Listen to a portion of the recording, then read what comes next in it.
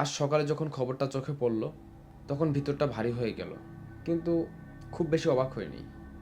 আমাদের ঠাকুরগাঁয়ের জামায়াতের আমির টাকাসহ এয়ারপোর্টে আটক হয়েছে। চোখে জল আসেনি। আসেনি কারণ এটা তো চুরি নয়, ঘুষের টাকা নয়, এটা আমাদের জামায়াতের সেবার টাকা, গার্মেন্টসের মা বোনেদের বেতন, শহীদি পরিবারের রুটি, গরিবের ঔষধ, যা কাস্টমস নিজেরাই অনুমতি দিয়েছিল। তাহলে আটক কেন?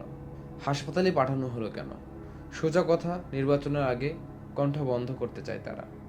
যারা এই নাটক লিখেছে তাদেরকে বলছি, শোনো, তোমরা ভুল করছো। মানুষের মনের দরজা কোনোদিন বন্ধ হয় না। আজ জামাতের আমিরকে আটকিয়েছে, কাল আপনার ছেলেকেও আটকাবে। জামাত মানে কোনো দলের নাম নয়, জামাত মানে তোমার পাশে দাঁড়ানো একটা মানুষ। তাই বলছি, এই ভিডিওটা শেয়ার করো, হার্ট ডিরেক্ট দিয়ে চাপো। আজ আমাদের পক্ষ না নিলে কাল তোমার পাশের মানুষটার পক্ষ কে নিবে? জামায়াতকে ভালোবেসো না, কিন্তু জামায়াতে যারা আছে সেই মানুষগুলোকে ভালোবাসো। তাদের ব্যাকগ্রাউন্ডে খোঁজ নিয়ে দেখো, ভালো ছাড়া খারাপ পাবে না। আর যারা অপপ্রচার চালাচ্ছে এবং বিভিন্নভাবে জামায়াতের লোকদের উপরে কলঙ্কের দাগ লাগানোর চেষ্টা করছে, তাদেরকে মনে রাখো, মানুষের আবেগ কখনোই হারায় না, আর সেই আবেগই তাদেরকে ঠিক করে দিবে। আমরা আমাদের ভালো কাজগুলোর মাধ্যমে তাদের ষড়যন্ত্রের ঠিক উত্তর দিয়ে দিব। ইটের জবাব যদি ইট হয়, তাহলে তাদের আর আমাদের মধ্যে পার্থক্য কী থাকলো?